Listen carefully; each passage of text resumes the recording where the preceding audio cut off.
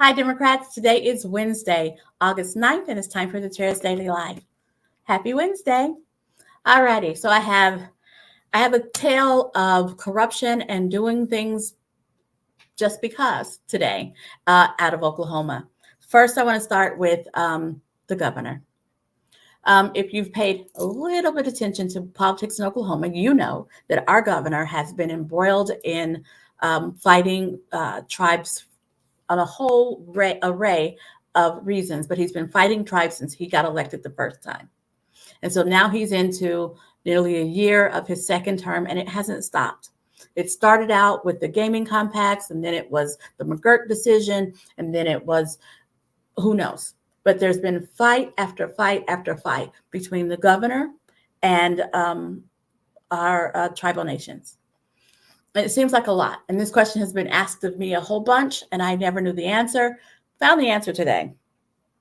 The governor has spent over $20 million of our tax dollars fighting with the tribes.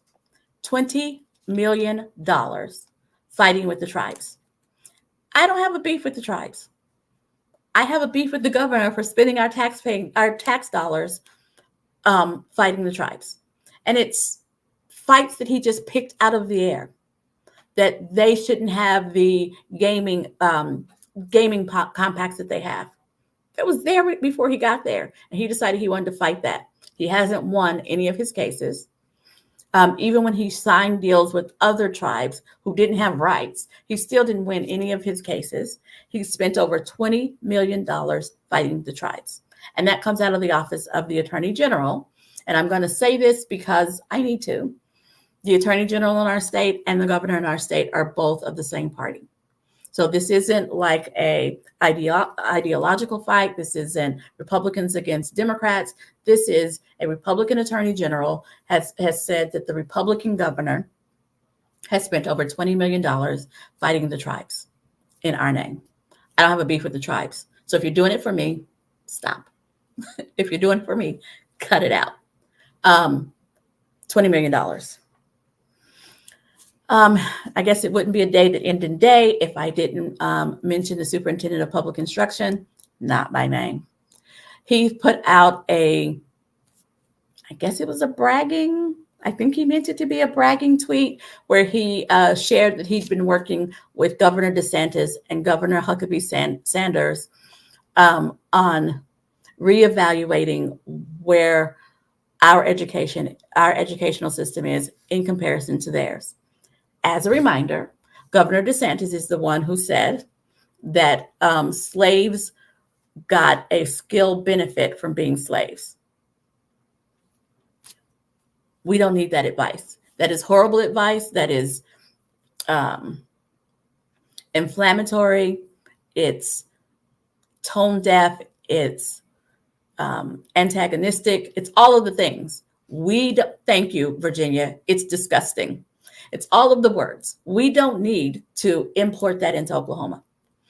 We have enough of bizarro things happening here. We don't need to import crazy from Florida.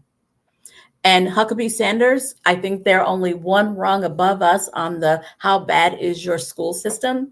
We don't need to be taking orders from that state either. I do know that they are also a state with bad outcomes for children.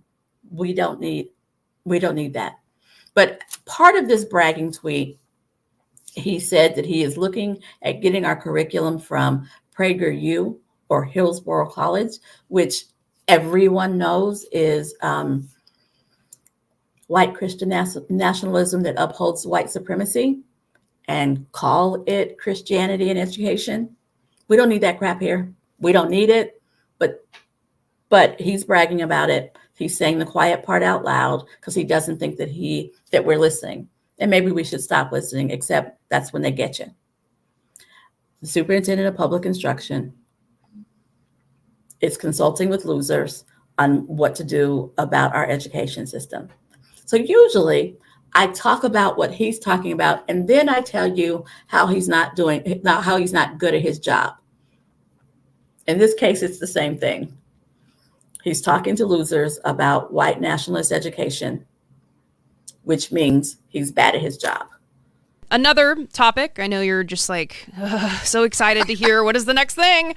It's Columbus. Oh, of course they did a video on Columbus. It's Columbus. So again, this is Leo and Layla, the time-traveling kids, and they decided to go back in time and learn a history lesson from Columbus. From Columbus.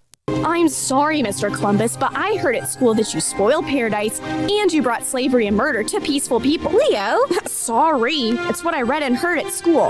Caramba! Those are some accusations. The place I discovered was beautiful, but it wasn't exactly a paradise of civilization, and the native people were far from peaceful. But you just said the Taino were peaceful. They pretty much are. But there are other tribes who aren't. The Taino I had met had cuts and scars and bruises all over them. I asked why, and they told me about the Caribs, who are vicious, warring cannibals. Cannibals? Like they Eat people, see. Whoa. Right? Hey, all the things that are bad in the world I come from, jealousy, lying, murder, war, it all exists in the land I just found too. But in Europe, we draw the line at things like eating people and human sacrifice. So, you want your kids to, you want that to be what's taught in history in Oklahoma? Because that was PragerU, and that's what our superintendent of public instruction, who will only be called by his title, is talking about bringing here. And yes, Columbus was a murderer. I can't. All righty, cockfighting. We're just going to talk about crazy things that are happening in Oklahoma. So in the last legislative session, the cockfighting gaming association, something, but they were at the Capitol saying, we need to make cockfighting legal again. At the bare minimum, we need to make it where it's not a felony. We need to make it easy for people to cockfight, to hold cockfighting bouts, I guess they are, to have evenings of cockfighting all over the state. And we need to let every county decide if it's going to be a felony or how we're going to penalize. So it passed in the House. But the Senate never picked it up and never got voted on. And so cockfighting is still a felony. Whew. Here's the thing.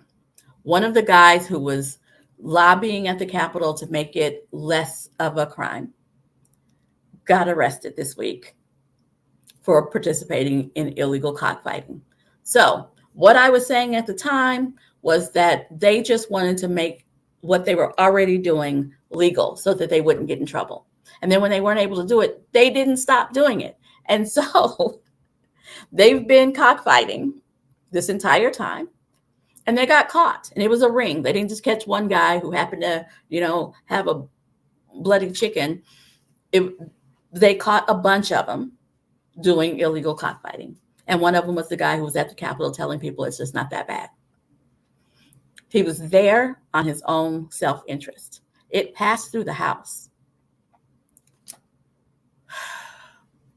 If we just had people at the Capitol, a majority of the people at the Capitol who were interested in improving the lives of Oklahomans, wouldn't that be wonderful? If we had a governor who was trying to figure out how to improve our roads without eminent domain, how to improve our roads, make sure that the kids could eat, make sure that our education system was at the national average, if our superintendent of public instruction recognized the public part of his job, if our legislators were passing bills that were helping their constituents rather than helping their friend be able to kill turkeys or chickens or whoever, wouldn't it be a wonderful place? Well, that's the place that we're working here at the Oklahoma Democratic Party to create. And the way we create that is that we send common sense folks to the Capitol, that we send people with shared values or close to our values to the Capitol. That's what we're trying to do right now. And so if you think that it's not election season, let me disavow you of that. We are in the middle of election season. I can rattle off 20 names of announced candidates for office that will either that will either be on the ballot in the next 60 to 90 days or who will be on the ballot in 2024. So we are in election season. It may not feel like it. There are candidates out there knocking doors right now. There are candidates who are calling and asking for money. So what I want to say to you is it's time. Pick a candidate. Be a candidate. But pick a candidate and support that candidate now. Don't wait until after the primary because we need them to get through the primary. Right now, we need to get them to filing. So don't wait. Right now, pick a candidate, get behind them and support them.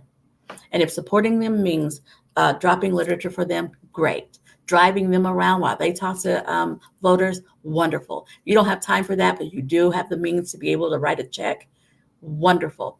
If you don't have the means to write a big check, but you want to do something about it, sign up $10 a month to a candidate that you support. That will help them plan. Now is the time to support a candidate. And yes, Virginia, there are Dems running. There are Dems running. There's an announced candidate for mayor in Tulsa. I have House candidates all over the state, from Tahlequah to Lawton to Oklahoma City, Tulsa, Norman, who have already announced for the state Senate, the same thing. There are candidates who are running, school board, city council. There are candidates all over the state who are running right now. Reach out to your county party chairs. They know who's running in your county. They know who's running in your county. I don't know off the top of my head who's running in Creek County, Virginia, but there are folks who are running all over the place. Now is the time. Now is the time to get involved and then stay involved. But if you get involved now and as they're building, there are times when you can take a break, rest up, spend time with your family, and then get back. We need them to be able to make it for the 450 plus days before their election. Thanks for joining me. Be sure and join me tomorrow, where I'll be joined by Ashley Daly, who is a Tulsa Public School parent who has been heavily involved in what is happening with the superintendent of public instruction and how he's trying to dismantle Tulsa Public Schools. We're going to get the inside scoop of what's going on there. That's tomorrow at 4:15. But thanks for joining me today.